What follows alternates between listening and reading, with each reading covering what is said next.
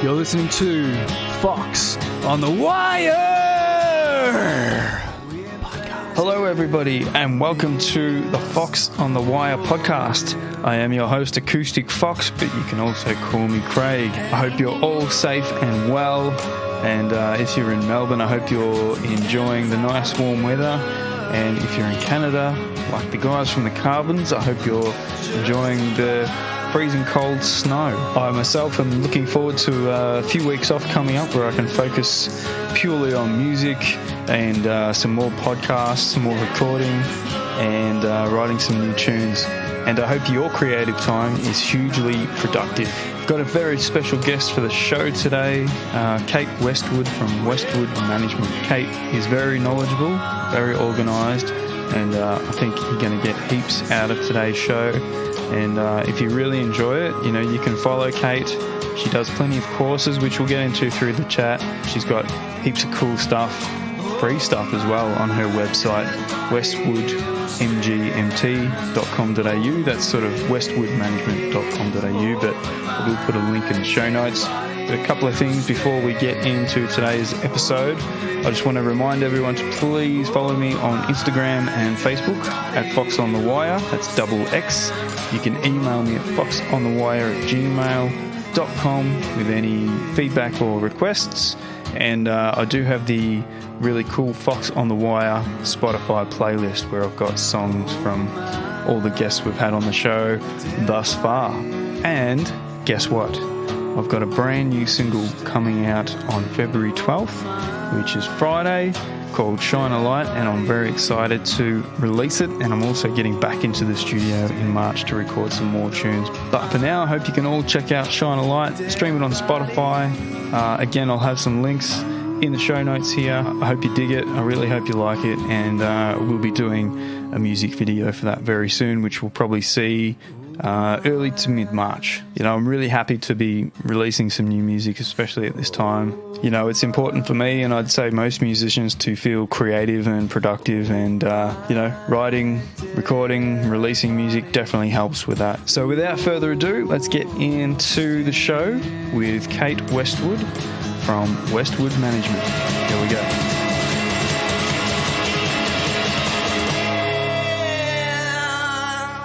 Okay, welcome everybody to Foxx on the Wire. I want to welcome a very special guest to today's episode, Kate Westwood of Westwood Management. Welcome, Kate. Thank you so much. I'm pumped to be here and to finally be chatting with you. It's taken us a couple of months to get ourselves sorted, but I'm so excited to just have a chat. Yeah, absolutely. Well, I think we both try and keep pretty busy, yourself especially, I see. Like last time we spoke, you were running a 3-day virtual summit with, 25 plus speakers, and just an insane amount of work you would have put into that. It was crazy. I didn't really consider that at the beginning, but yes, it was. Yeah, well, I was lucky enough to be one of the speakers, which was, really crazy on my end. I thought, someone wants to hear me speak. All right, awesome, I'll do it. So, and then I saw how much, work you were putting into it over the lead up, and then obviously running the 3 days, and then, just all the promo you were doing. So, it turned out to be a bigger sort of task than you thought it might be. I think doing something for the first time is always bigger than you thought it would be, because you don't have any idea of the pitfalls and the obstacles and the challenges and the tech issues that you might have. I think anytime you do something for the first time, it's always good to ask questions and to find someone, have you done this before? Could I just pick your brain on this? And so I actually did a couple of short courses on how to run a virtual summit. And it, included like how you do your emails and how you contact speakers, and then also how to run the days and all that kind of stuff. So that was really helpful, and I guess made it a little bit more feel like it was achievable, even though it actually went off way more than I expected. And I still have people saying, oh, this content's so great, people who bought the all access pass, still going through and rewatching and continuing to learn and engage with the speakers. So that's really cool to see. And it's fun to do something you've never done before. So I was really glad that I had the idea, and I said, you know what, stuff it. I'm going to do it, and we'll see how we go. It'll be an experiment. So it definitely was, and it was really worth doing. Yeah, well, I mean, we haven't known each other that long, but you strike me as someone who is extremely organised and would know how to plan something out like that. And you sure as hell did that. So, so some of the things that the summit covered was audience building, creative development, business building. Did you find sort of any one of those particular ones was more engaging to people? Like, did people react to sort of one more than the other, or were they all sort of generally pretty popular? I would say across the board it was generally pretty popular, although I did have we had great feedback around people who shared their stories. So we had a couple of artists in there who are good at audience building. They're good at connecting with their fans. And so that's why I asked them to speak. And so anytime there's a story or you know, you're able to use something in your life and translate it to a learning experience or an opportunity for someone else to learn, I think that was really good. So, but I mean, I've had great feedback on so many of the content, and so much of the content, and also the speakers and people learning and going, oh, wow, I learned so much, was really helpful. So yeah, definitely great to spread it out across those 3 days. And for me, they're the three big things that we focus on in Westwood Management. So myself as a manager and coach, I don't think you can do one without the other. I think being a consummate musician and business owner, because if you're wanting to, you know, like you and I, make some music and make some money, and also make some fans, you have to give time to all of those three things: the creative, your audience, and also the business side. So I felt like it was a really good even mix. Yeah, I mean, we were talking about that sort of just before we hit record about, I guess, time management, and there not being enough hours in the day to do everything we need or would like to do sometimes. So we're sort of trying to pluck some extra hours out of the day that don't really exist most of the time, you know, and it's a lot of work being an independent musician, and you're managing yourself most of the time, and you got to tick a lot of boxes yourself. It's especially as a solo artist, as you probably know, like if you're in a band, sometimes you can spread those tasks across, you know, the whole band, probably except the drummer most of the time. But as a solo artist, you know, it comes all down to you. So, I found that summit, like when you sort of asked me to speak, I was flattered, and I'm like, oh, I don't know how to speak about what I do. I kind of just do it. But it was a good learning curve for me as well. So I hope the audience got something out of it. I must admit that I didn't have the courage to watch my own segment back, and I still haven't seen it. So okay, that's your challenge for this week. But one of the reasons why I asked you, and one of the reasons why I feel like the summit was the Indie Musician Summit, we called it, that's what it's called, was important and valuable, is it didn't ask for top tier industry professionals to come and talk about their 30 years of experience and their 10 ARIA awards or Grammy awards, or, you know, the massive artists that they'd worked with. It said, you know, you've been doing this podcasting thing for a couple of years. And so what you're doing is actually something that other people can do. It's achievable. I love having, you know, inspirational people come and speak at seminars or at business, you know, things, or at things like Big Sound, which is that big music industry conference, which is so great. But also I have 2,000 streams on my Instagram, you know, or on my Instagram, on my Spotify, for an artist who then is listening to Tones and I, which she has 1 billion streams. It feels so separate. It's like aspirational, but it's not achievable. And so, I felt like you have so much that you can teach people and people can learn from you. So I was so stoked to have you as a part of it. Well, thank you again for asking me. And it was a great opportunity, and it sort of got me out of my own little box that I keep myself in sometimes, you know, not knowingly. So it was, is the summit still available for people to go and check out somewhere, or? Well, there is a wait list at the moment for for this year's summit. Right. I really kept the all access pass open, but if people want to, you know, I think it's $45. or is it $90? If they want to grab that, they absolutely can. So they just send me a message or an email and I'll figure that out for them. But the idea is that we're planning for the next summit, hopefully towards the end of the year, in the fourth quarter. Yeah, cool. So currently you're running a music release roadmap course. So obviously, without giving away too much, I think you said it's starting next week. Is that right?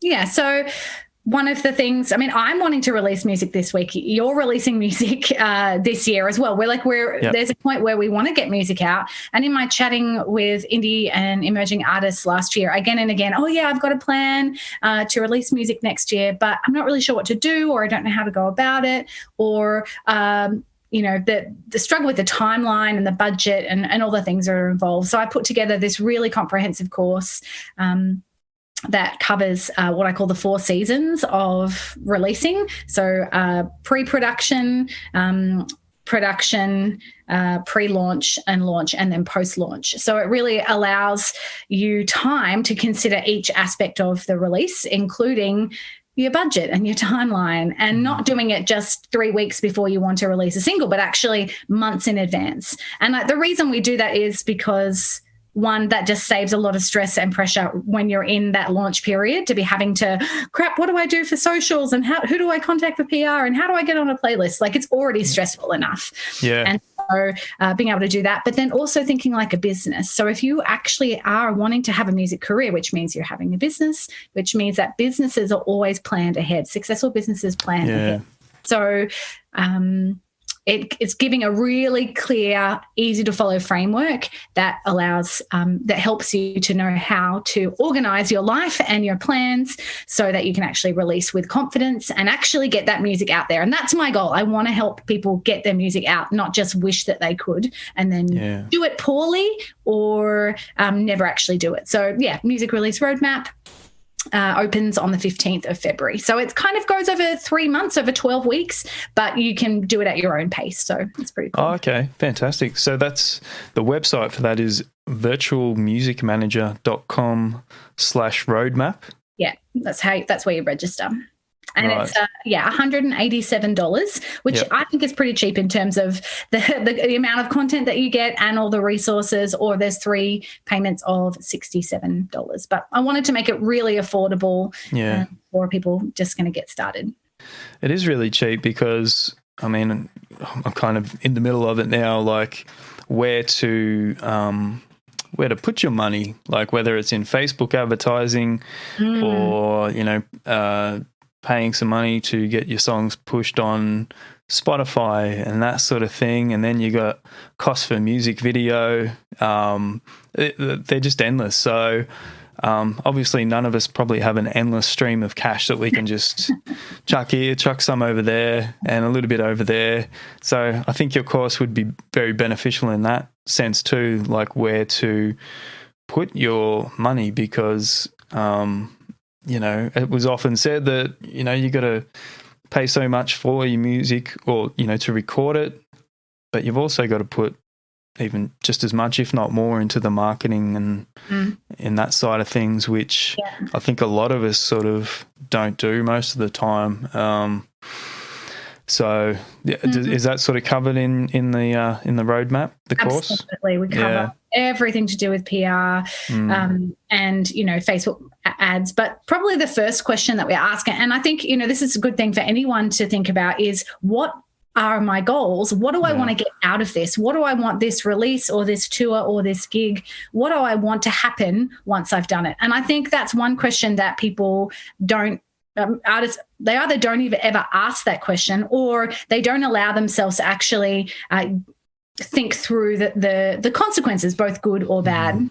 And then because of that, then they make financial, emotional, time frame decisions that are just kind of like, someone wants to, pay, promote my stuff and it costs $400 US. Okay, yeah, cool, let's do that. Click and do that. But it's coming out of not a real sense of solid, okay, no, but my goal is this. And so does that decision line up with what actually I want to achieve? And I use primarily, we were talking about singles before.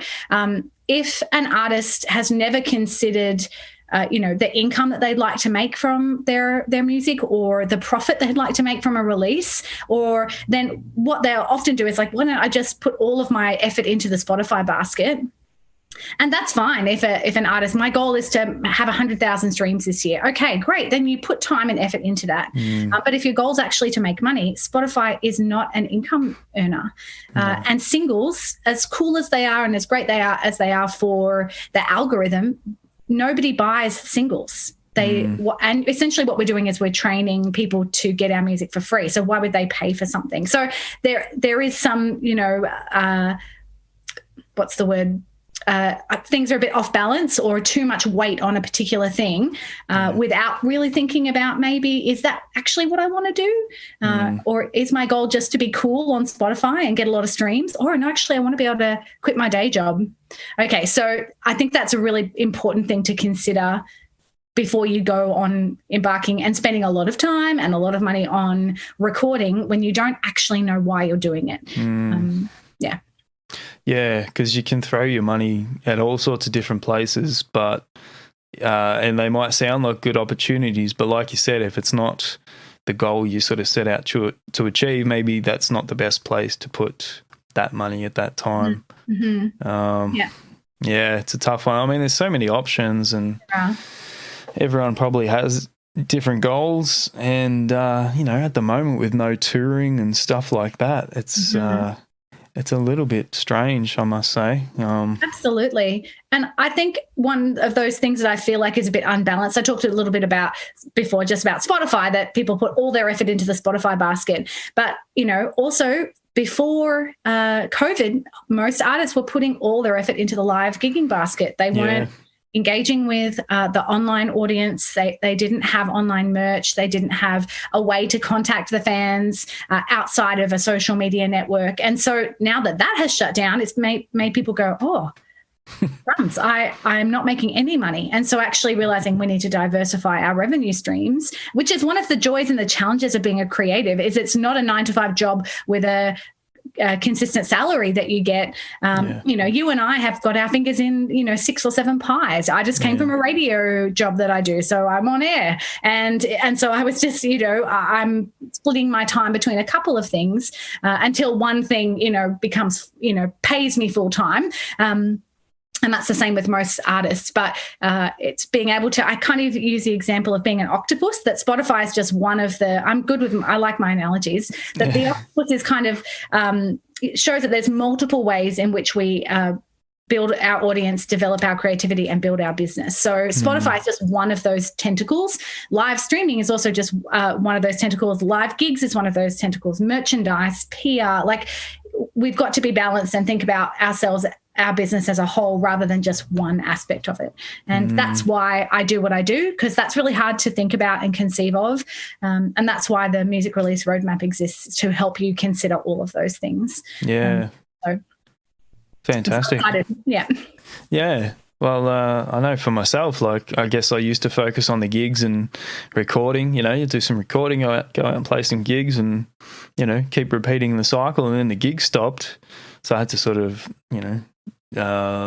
look at things a bit differently, or other things that I hadn't paid much attention to a little bit more deeply. And I still haven't got back into the gigs yet. I got my first one in March, and I'm like, oh, what do I bring? What do I take to a gig? I forget. How do I sing? That's one thing I felt like in COVID, first couple of times that I sang, I feel like I've forgotten how to sing. Like, because I was, essentially rehearsing at least twice a week. I was singing a lot. And then COVID, it was like nothing. Yeah. Just in the shower or around about the house. But I wasn't actually working on my muscle. I wasn't doing my warm-ups every day as I would go to different rehearsals and performances. And so that was a big thing. I was like, oh, I've strained myself. I've kind of forgotten everything I've learned about how to take care of my instrument because I'm just not doing it regularly. And so that I have to remind myself, I've got myself a course that I'm going to go through again, just to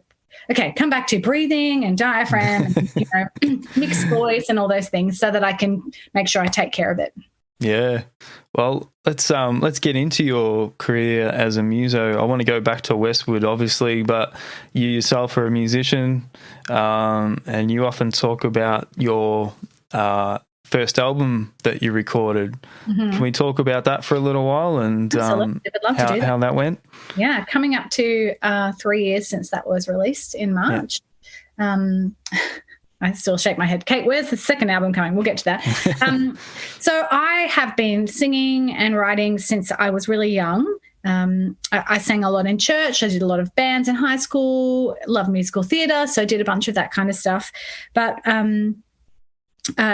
never really considered myself as an artist. And so I kept most of that stuff to myself. So I was performing, but it was in church or in these bands, but it was all, covers and stuff. And so when it was a couple of years ago, I realized that I had this epiphany when I was doing the songwriting course that I believed that if my songs were good and if I was a good songwriter, that I should be able to do it all in my own capacity. So to ask for help or to ask for input about the song actually meant that I wasn't good enough. And it was like, that's horrible. That's kept me stuck for so long. Yeah. And it's kept me from releasing music, from sharing my songs, from being open and vulnerable, because it is an open and vulnerable place when you ask for feedback and when you share your songs. But when I had that revelation and that like light bulb moment, I was like, okay, well, I want to change that. I want my music to have an outlet. And so then I started asking for that help and pursuing opportunities for feedback and co-writing and collaboration. And from there, there was just lots of opportunities to do that, to start playing and singing my songs, to have the songs I've written be recorded by other people. But then also realizing, maybe I actually have enough songs to record. I had some money set aside. And I did it. I asked a producer with fear and trembling, like, do you think that maybe you could, would you like to produce me? Like, he was like a kind of a mid-tier but dream producer. And he said, yes, we'd love to. And it was just a beautiful process of realizing that, I'm great. I'm not the best, but I'm great. And I've got something to say. I've got a story to tell. And I loved the recording process. And I loved how much confidence I got as a person and as an artist just from doing that. And being able to tell a story and being able to write. Even, I think we only used 4 of the 20 songs that I had prepped. But then my producer was like, Kate, there's more songs in you. You haven't, these songs are cool, but these are songs from like 8 years ago. We want the story for now. So that was really great and really challenging for me to go and, okay, I'm going to write a song in the middle of the recording process. And so 3 of those songs were that. And I also crowdfunded. So I had enough money to record with my producer because I think I paid about $1,500 per song for the whole production process. So pre-production, he also was the engineer and the mixing, and he played a bunch of the instruments on it. So I couldn't put a price on how valuable he was for me. And so I didn't, so the crowdfund was intentionally to gather a crowd around me, not just to raise money. So, 2 really important things that crowdfunding can do is raise money, but then also gather a crowd of people who already generally love you and support you and are willing to put their money on the line for something they've never heard of before. So that was amazing.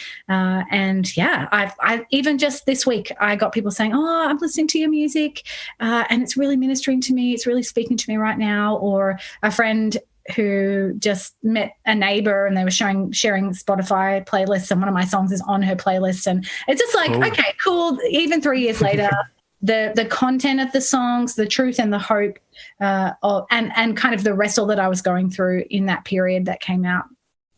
Yeah, I feel like I just went on, but it was such a joy. I feel like it was a 9-year process of when I first decided I wanted to do this, dealing with my issues, being blocked again and again and again by fear and insecurity. Comparison was such a killer because I would hear these songs, artists that I love, and I would go, my acoustic song that I've written doesn't sound anything like that.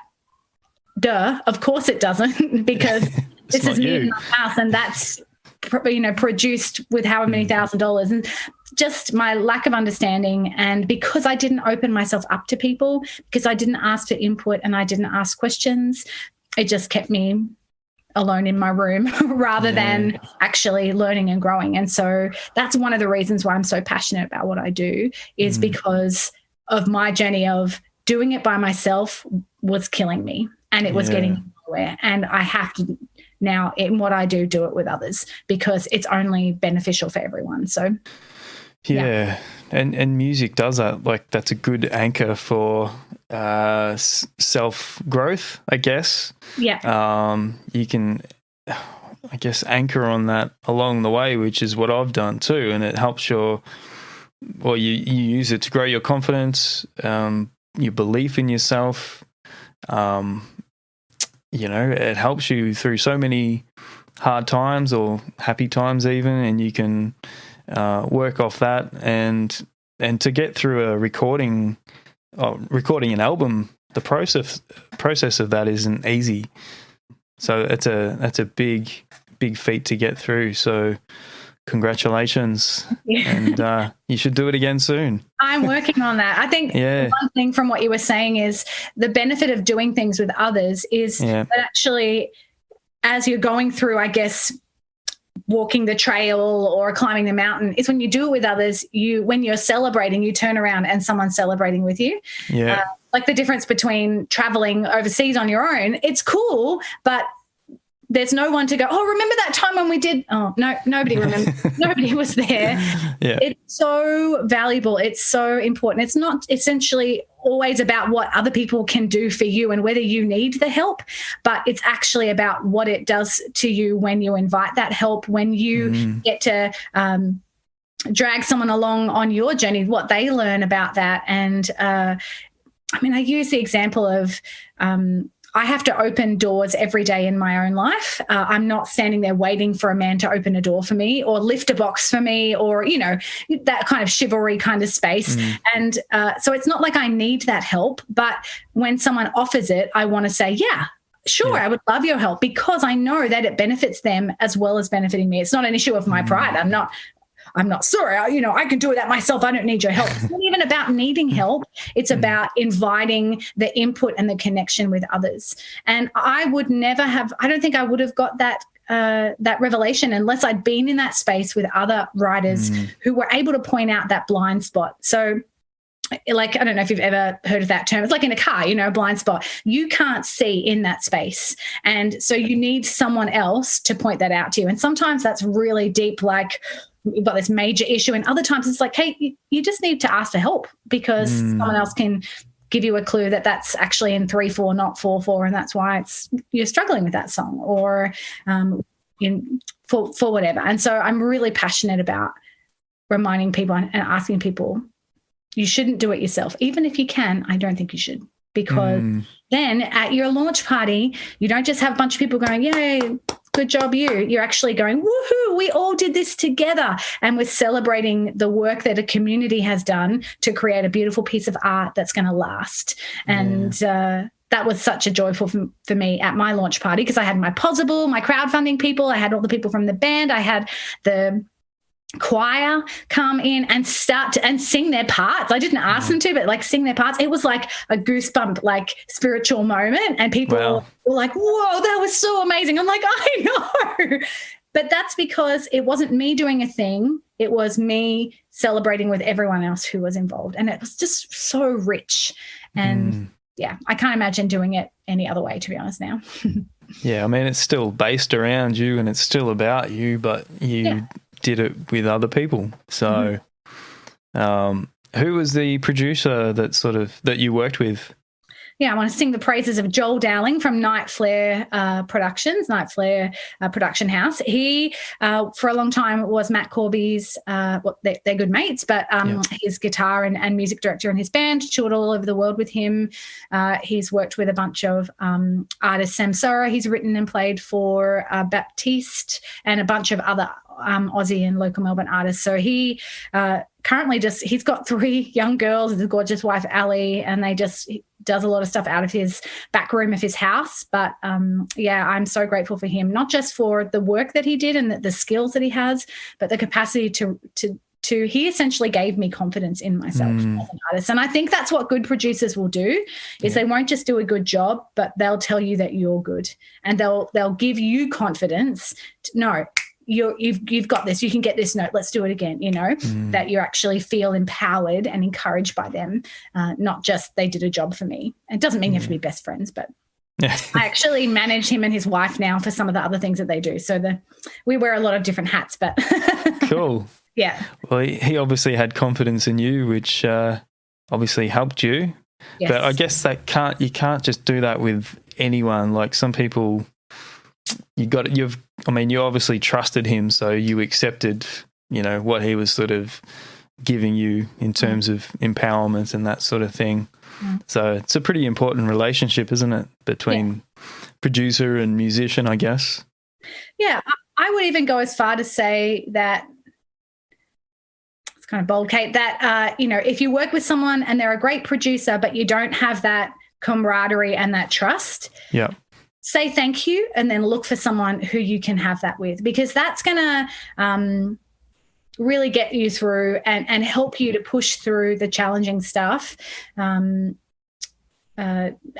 become more of the person that you're meant to be, rather than just do a thing that you did. And I think both of those are really important. But don't say, oh, they were terrible, but just, I feel like I got the ideal producer first time round, and it's not the same. It's not the case for everyone. But that's what I encourage people to look for, is that sense of, I feel like I can trust you. Yeah, I think you got to meet with them first, and before you say, let's go into the studio, and day one and you meet them and it's like, oh shit, this isn't going to work. So I think it's good to have that meeting first. Yes. I've made that mistake before, actually. Oh, really? Yeah. Okay, great. We'll take your word for it. Yeah. It matters. It really matters. Yeah. So you've got this album on Spotify. Mm-hmm. Yeah. Where else have you got hard copies like CDs or anything like that? I may have slightly overestimated the printing of that. So I have 500 sitting in my cupboard.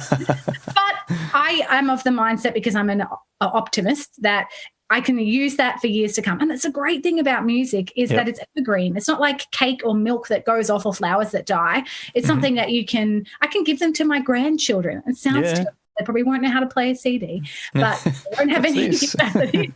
It'll just be like plugged into their heads or something in 60 years. But I definitely have a hard copy. We can buy that on Bandcamp or on my website. Actually, do I have it on my website? I think I don't. But anyway, on Bandcamp, and then on Spotify and Apple Music and all those things. It's called The Lament and the Love Song. So it's kind of a deep content, and talking about how we can find life and hope in the midst of our joy and in our pain. That both are really important. It's a faith and a Christian contemporary album. So I'm a Christian, and I, have a lot of love for God, and so there's songs in that help people explore what it means to have faith, or what it means to rely on, I guess, a higher power, and the hope that I find in God. And but also there's lots of I'm actually working on a bunch of love songs at the moment, and like just life songs and some cool stuff for the second album. And it's fun to be able to explore. I'm doing some country tunes. I feel like I'm stretching into that space. Do you find that as you write and that your style develops? Oh, yeah, definitely. I get sort of harsher on myself, with each song that I write, because I'm learning from the last one. So it sort of gets harder to finish a song to a standard that I'm happy with, I guess. You get more critical of your lyrics and that sort of thing. And but mine's usually based around an acoustic guitar. I think I've slipped in between different styles with different influences, so it's always interesting to hear what people compare it to and that sort of thing, because sometimes that's the hardest thing to do, is explain or categorize your own music. You're like, I don't know, I just just wrote it and it sounds like this. What do you think? You tell me. So, That's the question that I get from a bunch of artists is, it's really hard to nail down my genre and all that kind of stuff. And look, really the goal of a genre is about marketing. It's less about you putting yourself in a bucket with other people, but and like boxing yourself in and saying you can only be this. It's actually more about marketing, because if you don't know who you sound like, and then you won't be able to find the people that may like you, and so it'll be harder for marketing. So you just have to make a choice, and then your second album or your third, you can make changes. Artists do that all the time. Kylie did a country album, and then she did a disco album. Like, if you take your fans with you, and if they're fans of you, it doesn't really matter what type of music you make or what style, they will. They'll go with you because they think, I love Craig, or I love Kylie. Anything that she does, I love her. So, I encourage people to explore. But you know what I reckon? If something's really outside of an artist's zone, then maybe it's not for you. Maybe that's a great song that you've written. Now it's time to shop for the artist that is going to record that. And that's another thing. Oh, my gosh, I'm too excited about too many things. I have so many songwriters that I'm connecting with who are desperate for artists to record their songs. And then I've got all these artists that are recording mediocre songs just because that they've written it, and there's this feel of like, cool, I wrote a song. But just because you wrote 5 songs doesn't mean you should do a 5-song EP. Maybe you should do one single and then go write another 5 songs and get the best song from that, and then do that kind of thing. So I'm actually hoping to have at least 1, possibly 2 albums written by art songwriters in my community, because I like to put my money where my mouth is. Okay. And so I've already done it for one where I had melody and I had a theme, and I asked for people to write the lyrics. And so I've been going through and collaborating with those people to finalize the lyrics for that song, from people who did a songwriting challenge that I wrote. So I was like, okay, I'm going to be real about this. Let's do this. Cool. And so wanting to encourage artists to connect with songwriters and either do a co-write or look for, I need a song that's like this, that's going to, round out my album, or I'm looking for a poppier tune and I find it hard to write, really fast songs. So, looking for someone who's got that. And that's challenging, but I think you'll benefit from reaching out to other writers in your community. Yeah, and I don't think we do that enough. Maybe that's just sort of in my circles, but I don't think there's enough collaborations. I was always a big fan of, my favorite artists getting together, or even just for one track, jumping on each other's albums for a track, or even just backup vocals. I always sort of liked that idea, but I don't think we do enough of that. At least, like I said, in my circles at least. So it's good you're going for that angle, and it's a team effort. I think it does come back to that whole thing of we try to do it ourselves. So if we can see I wrote it and I recorded it and I produced it and I mixed it and I released it all by myself, and I'm like, oh, I'm so sorry. I'm so sad about that. Like, that just limits you in so many ways, but we actually have the chance. Everybody gets a chance to grow and to flourish when we open ourselves up to one another. So that would be, if people listening today, to take it away. Okay, who should I be asking? How, start to open yourself up, reach out to creative communities around you. Who wants to write a song together? You might write a crap song, but what you do is you build a connection, you build a network, and that's going to last way longer than the life cycle of a song. And get you a lot further than, a couple of thousand streams. So I think a lot of people get pretty protective is not the right word about their own songs. I know for me, I'd probably find it hard to collaborate at this stage. Maybe, from scratch. I think I'd find it hard to bring a half-finished song to someone else. Maybe from scratch, just sit down together and see what comes out. That'd be cool.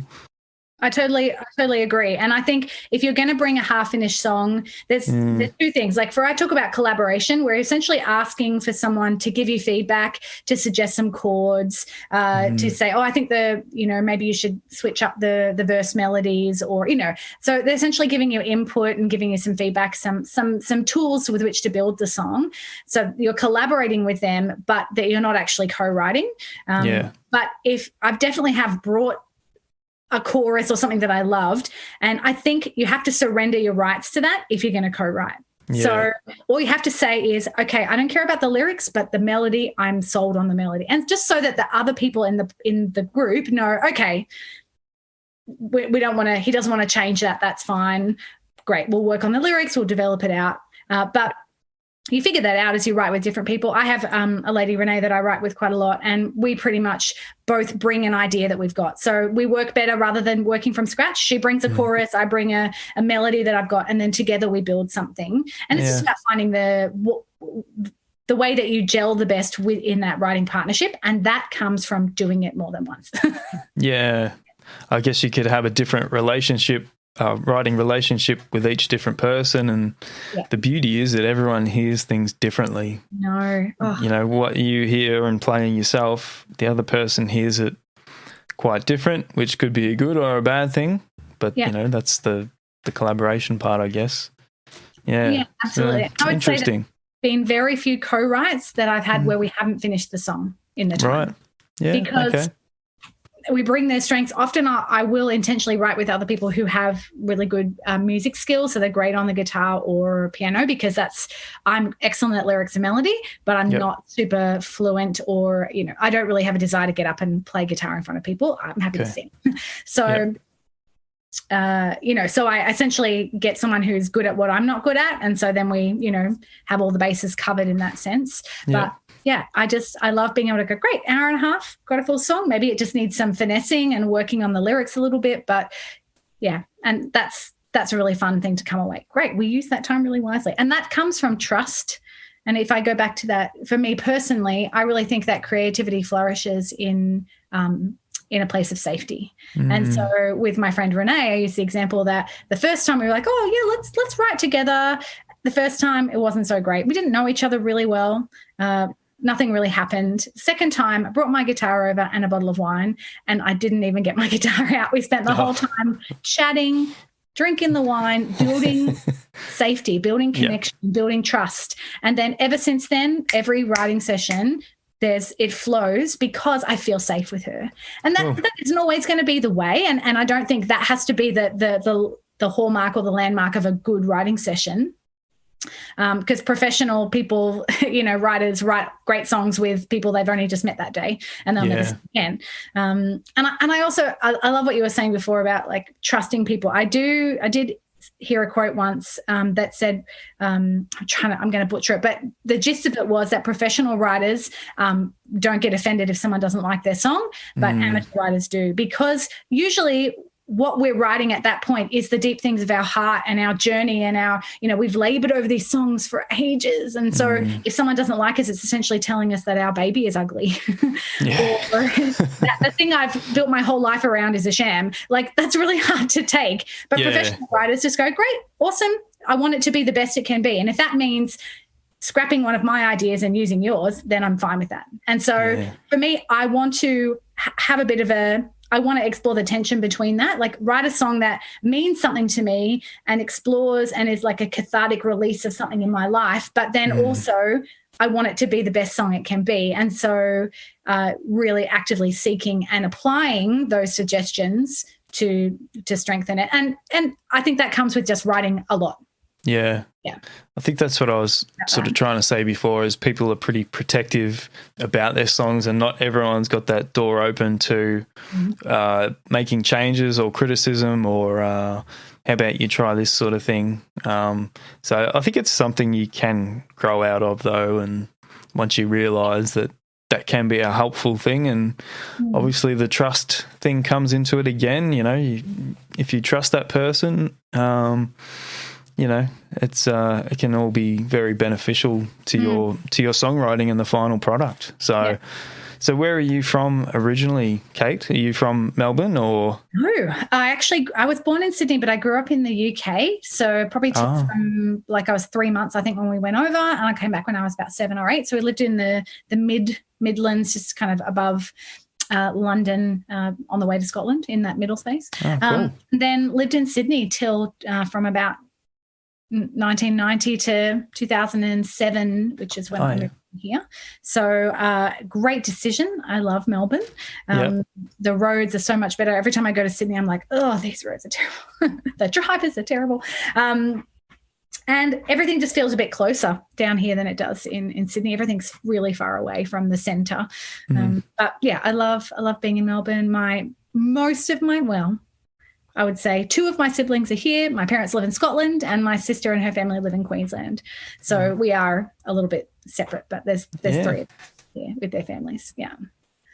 Yeah. You have mentioned, I think when we spoke during the summit, you might have said something about being a huge traveller. You're a fan of travelling. Yes. Obviously, that's taken a hit in the last year or so. How are you feeling sort of a year into, no travelling essentially? Well, I finally got to go to Queensland just in January to see my sister and her family. And I have 2 young nieces, and a year in between visits when you're only 2, that's a really long time. Yeah. I thank God for FaceTime. We chat every day, but I'm a very happy auntie and a slightly obsessed auntie with my 5 nieces and nephews. But so I was weird being on a plane, definitely with a mask. Yeah. But it wasn't too hard to go and, come back. I am really keen. I'm really keen to go back to Scotland and see my parents over there. And also, anytime I can go to New York, it's my favorite place. So I can. I don't know if I'll be going to the States anytime soon. I don't know. I just don't know. Who knows? No. I am spending my money a little bit more on music, whereas before I would save $2,000 and just go overseas for a month.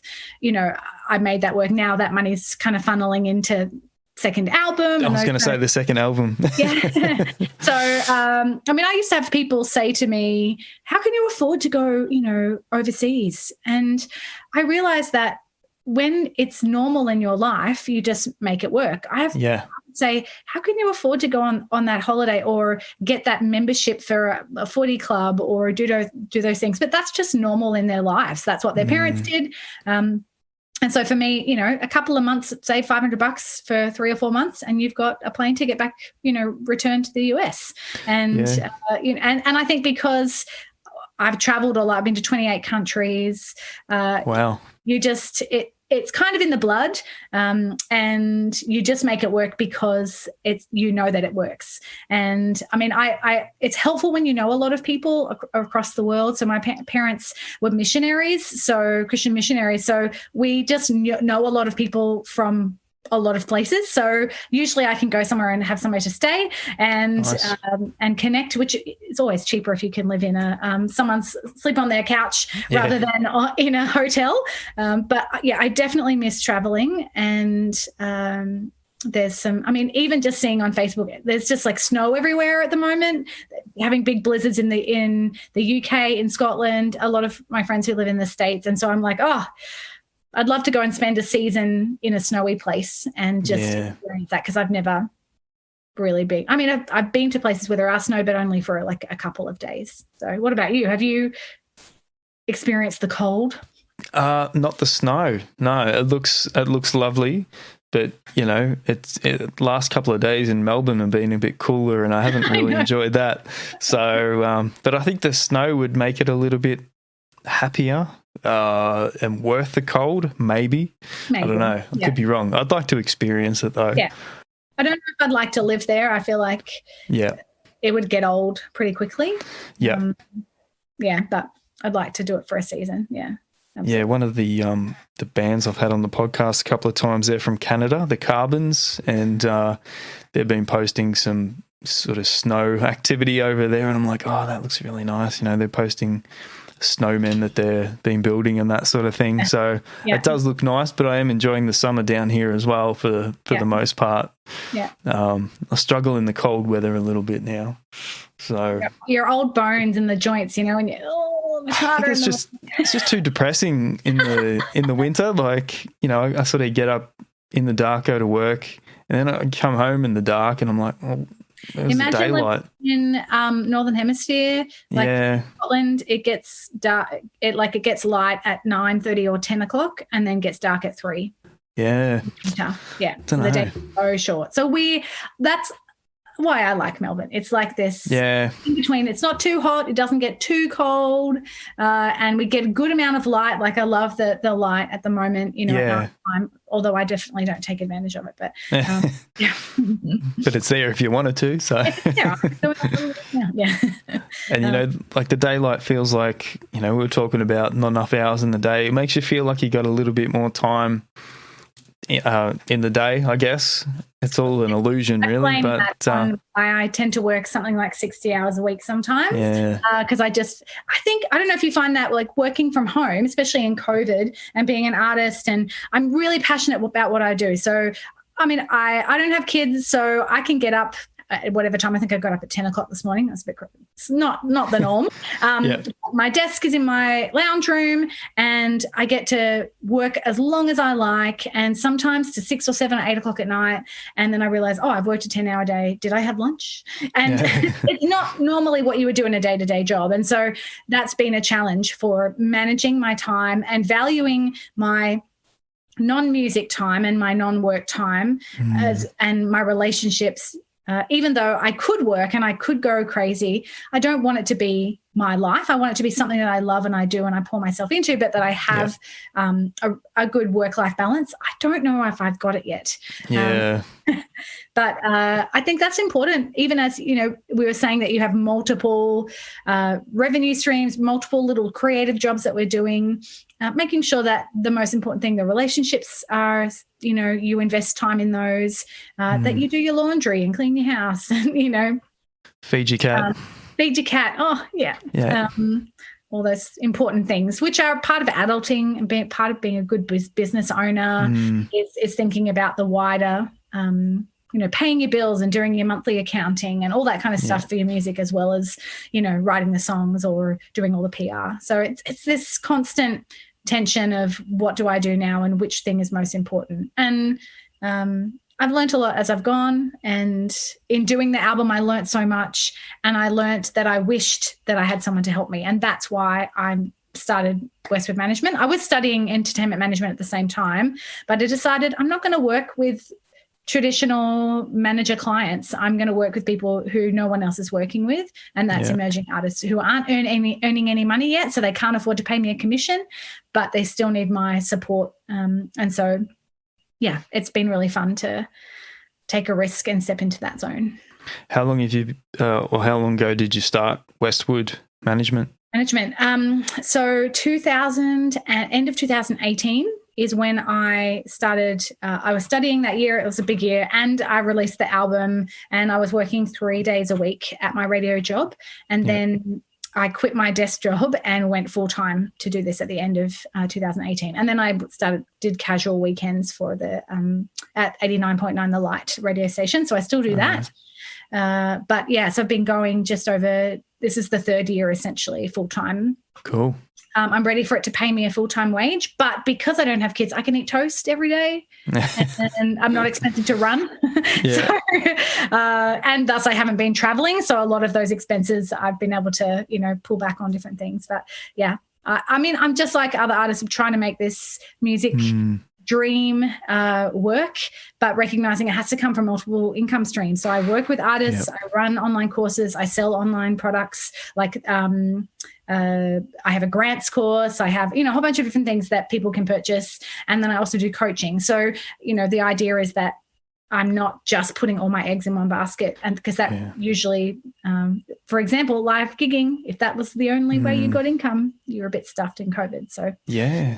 And, you know, some people were lucky and smart enough to be able to build a career where they could even just make a living off, you know, live music, and then that's it. Just so, you know, I'm sure they'll pick it back up again to some point. I don't know, but I sort of I felt sorry for a lot of people during this time, but especially them, especially some of the older guys that are maybe, that's all they've done most of their life, and it just sort of got pulled out from underneath them. But yeah. I mean, I would encourage people to think about how do they be good stewards of their finances as well. So running a small business, which is essentially what a music career is, it's a small business, you have to have cash. You can't just be waiting for handouts from the government or from your friends to, come to your gigs. You've got to actually put money into it. And so it's a strange thing, isn't it, arts, that if I was a plumber and nobody wanted to hire me, I might give up and do something else because but musicians, nobody wants to hear them play, but they just keep playing for years and years and years. So it's a strange kind of thing because it's an artistic process. But I guess if we come back to what we talked about really early on was about the whole thing, what's your goal? Why are you doing it? And some people just do it for the love of it, whether they get paid or not, whether they get to play or not. They do it because they love it. That's great. Then just don't expect any financial return. If you get a paid gig, awesome. If not, I got to play music. It's my favorite thing. I got to do that tonight. Yeah. I got to do what I wanted to do. But if your goal is to actually build something and make a living or write for others or, then you're going to make different decisions, and you should be making decisions around building a strong business basis and understanding so that you don't have to essentially, close your business because nobody is engaging or because you have no money and so you can't do anything. Yeah, it really is a business. I mean, it always has been, but I think even more so now. You really have to run it like a business, and even just the online aspect and your presence online, you really have to run it like a business. Yeah. And I think some of the content you put out and some of the content available on your website and this course and everything that you're doing is, it's exactly what we need. Not even just emerging artists, but artists that have been doing it for a little while and maybe struggling or haven't quite got certain things right. So I think your content and what you're doing at Westwood is just hugely beneficial to a lot of us. And I'd encourage everyone to at least check out your website, which is westwoodmanagement.com. No, hang on, let me spell it out. MGMT.com. Yeah, MGMT. So westwoodmgmt.com.au, and I will put a link in the show notes for that and a few other things, Kate Westwood related. So for people who don't know Westwood, basically you coach and champion to educate and encourage, rejuvenate and release, and basically help get your music career off the couch and onto the stage. So I guess, do you sort of mainly deal with emerging artists, but also others that are maybe a little bit further along? So I have 7 or 8 clients that I work with, artists that I work with on a more intensive basis. So they essentially hire me on a flat fee every month. And so I do different levels of work in coaching. But primary, the thing is to give confidence and to help identify where there are roadblocks and come up with ideas and processes or people to help us overcome those. So I'm working with some of my artists at the moment around grant writing. So we finally found someone to help us with grants. And so they wanted to go on a tour or do an album, but the thought of having to write a grant is so overwhelming. Okay, we're going to pay someone to do that for us. And then helping to go through some of that PR process and showing them this is how you write a press release and this is what an EPK is, and here's how to engage with the kind of email to send when you're doing that kind of stuff. And you know what, there's still things that I'm learning, and I've only been in the industry in this space for just over 2 years, but really, as we said with the summit, you don't need someone who has a billion years of experience. You just need someone who is a couple of years ahead of you. And the idea is there's that coaching, and then there is online training, memberships, and then there's these courses. But really the goal is primarily to support early stage emerging artists who aren't really making money from the music yet, but want to know how they can and need help to figure out the business side and the marketing side, like you said, so that they can get their great music into the world. Or it needs to have someone say, you're great, this song is not great. or this production is poor. Be honest. And I've definitely had people that I've connected with and I said, oh, I wish I'd got you last month before you hit release on these songs, because we can't do much with them because they're not good. So they're not going to get played on radio, you know. And so it's just, you just need someone to lovingly give you that advice and to show you how to really confidently be an indie artist that knows how to do it with others. So that's the key underlying principle. So yeah. So what do you think is the most common thing or most common aspect that emerging artists seem to struggle with or can't grapple with at the start there? Is it the live aspect, or knowing what a good recording is, or social media presence? I mean, I feel like I've got 12 things to say there. Yeah. Probably one of the, oh my gosh, there's so many things. One main thing would be that they think too short term. So they're thinking just about this song or this gig or this social media post. They're not thinking long term. But also that they haven't thought through their expectations. So they're thinking, if I just release this song and put it out there, then this is what it will equal. People knowing about me, or if I just release on Spotify, this is what will equal.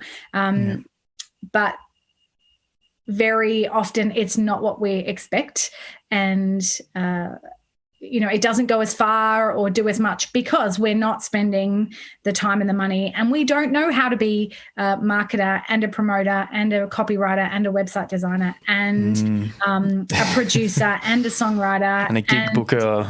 Yeah, all of those things. We're trying to be 20 people. No wonder it's stressful. No wonder we miss things. And then again, so the three things, they think too short term. They have unrealistic expectations, thinking that, it's like old school thinking about I'll just get discovered or go viral, which is what happened, in the old industry. It doesn't happen now very often. So that's the second thing. And I've forgotten what the third one was.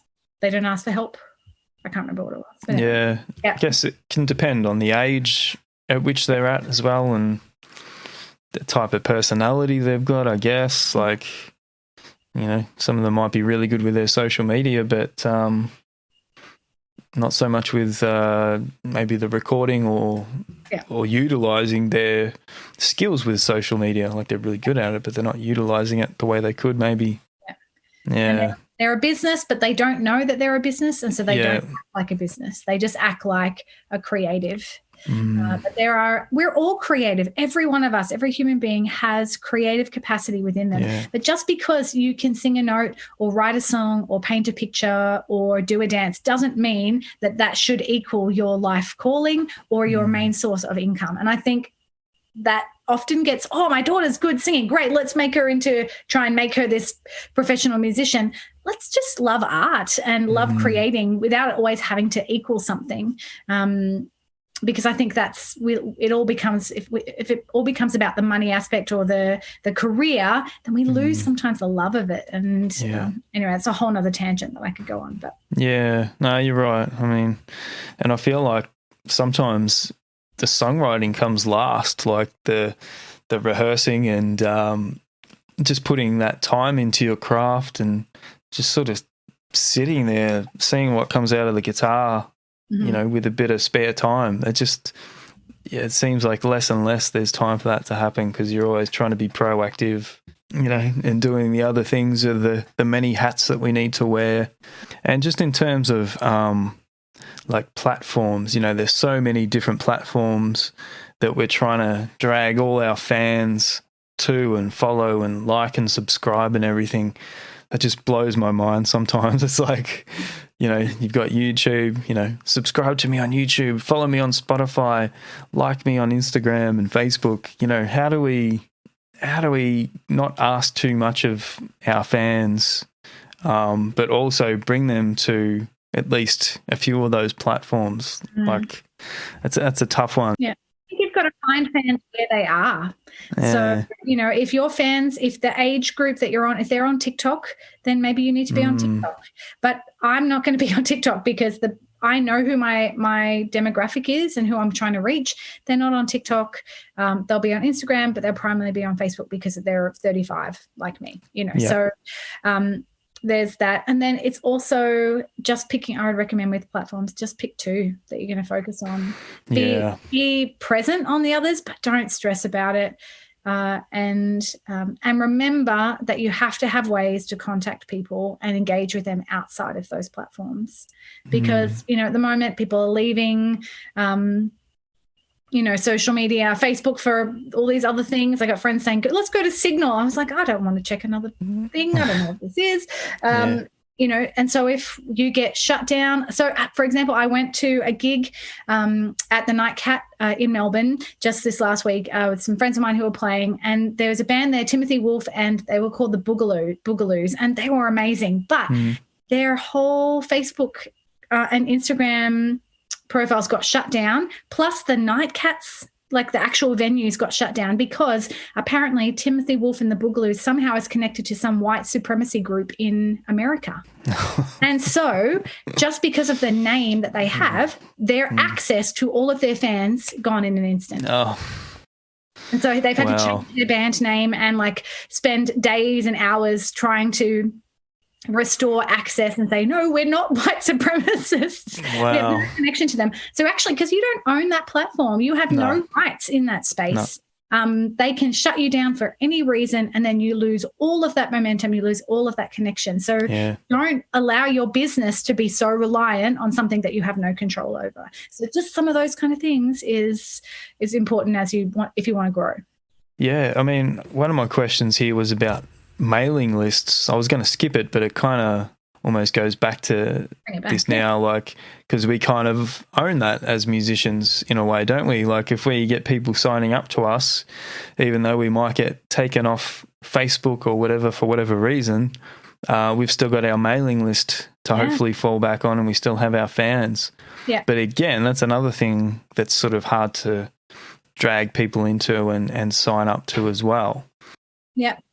I'll give you quick thoughts on that. Lots of people say, nobody even reads email. What's the point of that? Nobody does that. I say, if you are just to be on Facebook or on Instagram or to do any online shopping, to have any app, to have anything, you have to have email. And the stats are that 90% of adults check their email every day, and 70% check it before they even get out of bed in the morning. And I am one of those. And so it's not so much about whether people do or don't engage on that. It's about building trust. So when your email goes into their inbox, it's actually like an email from a friend rather than a sales newsletter. Yeah, okay. So, there's plenty of things that I swipe to delete straight away because I know that's just something I signed up for to get a free $10 voucher or something from Cotton On or Bunnings or something, but I don't really care about it. But if a friend of mine emails me, so if you emailed me, oh, great, love to chat with Craig, cool, or my sister, or because there's trust and there's relationship. And so it really matters how you approach it and how you build a relationship with those people. That's the first thing. The second thing is, as you were saying, you own that information. And so, the fact that they have signed up usually means that there was a value exchange. So you don't have to twist their arm. So people still love free songs. At gigs, they love, give a sticker or a lollipop in exchange for an email address on your form at the merch table. Do some kind of value exchange where it feels valuable. So I do that a lot, where I offer a free PDF on how to, 20-minute guide to contacting venues for your next gig, or a crowdfunding PDF, or a goals guide. So I offer a really valuable piece of training or content or ideas in exchange for that. And so people will be keen to engage with something where they feel like there's a good value exchange. Yeah. And then the third thing is that, again, it's that over imbalance that everyone's thinking about. Spent all this time on socials, but less than 10% of people that follow your pages actually see your posts. Yeah, that's so another thing. Yeah. You think, but I told everyone about it. No, you told 10% of people about it. If you posted a couple of times, maybe 30% have seen it over that week, but majority of your fans haven't seen it. But with emails, especially music, it's 50 to 60% of people who will open email. And so already you're way ahead in the trust and engagement and the capacity to not just build relationship and get to know your audience, but to, when you have a sale, when you have merchandise, when you have a show, for them to actually click and engage and purchase in that space with you. So email marketing is alive and well, and it's $1 billion industry. And if you don't do it, you need to come and tell me why you've chosen not to do it, and it better be a good answer, because I think you're missing out. Well, that was... There you go. Do it, folks. Yeah, I mean, it's something that I've persisted with most of my career, I think, at least while I've been Acoustic Foxx since 2012. But I've struggled to sort of grow it. So I'm like, is this beneficial? But I still feel like it is. You're sort of contacting people in a different way. So I think it's going to be one of the things that I focus on building this year. I'm going to sort of lock onto that and work on that aspect of things, because like even you might have 1,000 followers on Facebook, which isn't heaps, but it's good. But just because you put out a post, like you said, it doesn't mean your 1,000 followers see that. Probably not even half, unless you boost it, which again is money. So it's it's pretty tough. But if you got those people on your email, then what did you say? 50 to 70% of them, at least. Yeah.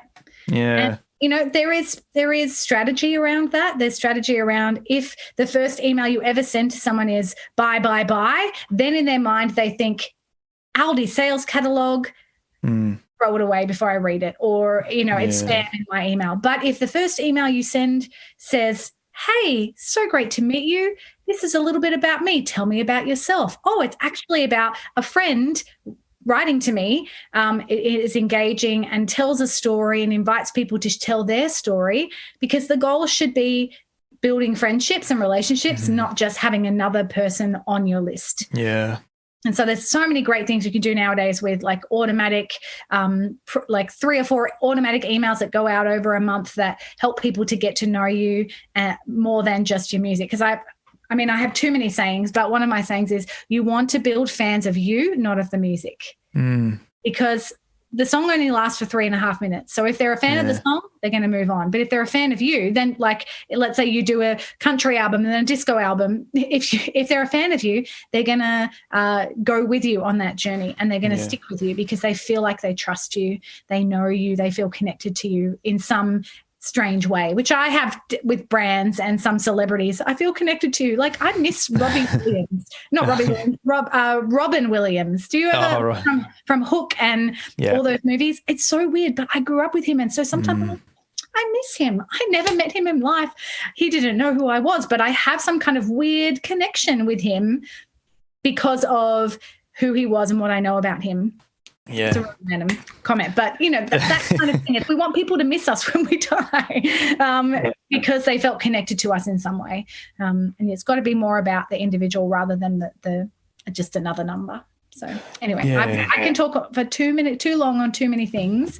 No, that's perfect for a podcast. Yeah, it's about changing the mindset and the perspective of why we do things. Why do we want more numbers? Why do we want more streams? Why do we want more PR? Like, what is the result or the tangible actions of that thing that we spend time to do? And very often it has very little results compared to the amount of effort and cost that we put in. So it's about changing our perspective, changing our expectations, and doing things that actually move the needle forward and move your career forward, rather than the things that you just think you're supposed to do. So that takes time to figure that out. And that's why I wanted to be a coach and wanted to, help people to figure that out, because it's constantly changing as well. So yeah. Well, you work with one of my favourite artists, and someone who's got one of my favourite mailing lists, Alexis Naylor. You're still working with her? Absolutely. So I send those emails, so you're welcome. Oh, right. There you go. Awesome. I'm sure she'll do that. Yeah, she's amazing. And Vanessa, of course. I got to meet Vanessa. Oh, when was that? Must have been early 2020. So I reckon just before COVID hit, we were able to do a podcast in person, which was really cool. And got to take a tour of the van, which was really, and a photo, which was great. So that must have, I think it was just before sort of COVID and everything. When she was coming out. Yeah. Yeah.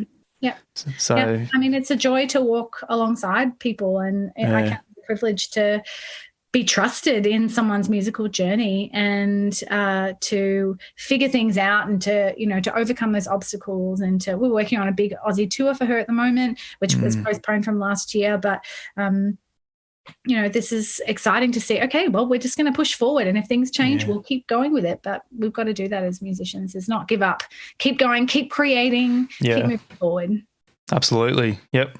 Well, I reckon everybody should check out the music release roadmap course you've got starting up next week.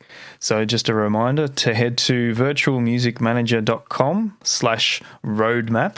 And again, I'll put a link in the show notes for that. And check out Kate's Westwood Management site, westwoodmgmt.com.au. And again, link in the show notes. So thank you very much for coming on, Kate. Oh, pleasure. I think we're just about to get a visit from Maverick. Do you remember during the filming of Black and White Cat? Yeah. Love him. I thought he was having a sleep before, and I think he's just got up now, so he might.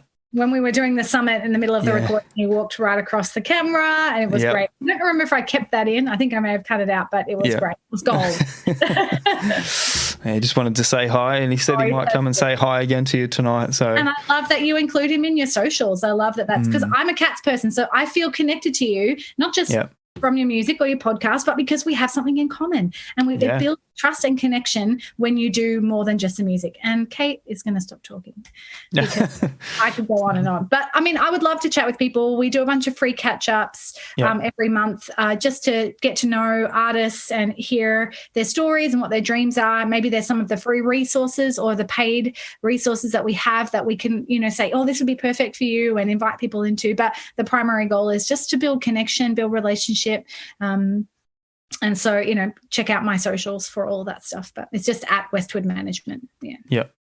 Yep. I'll put all the links in the show notes, and please go check them out, folks. Like if you're a musician, there's heaps of really good content there to help you through. And also if you're a fan of music, just go and check out Kate's debut album. And hit her up for a CD, because she's got to make some space for the second album. She can't just have. I do that with my email list. Hey, join my email list, get a free CD. Yeah. Because she needs that space to fill with her second album that's going to be coming out soon. So let's clear out that first album and make way for the second. Well, thank you very much, Kate. Lovely to speak with you again. And I'll speak to you again very soon. Let's do it again. Absolutely. Thanks, everyone, for tuning in, and catch you again soon. Cheers.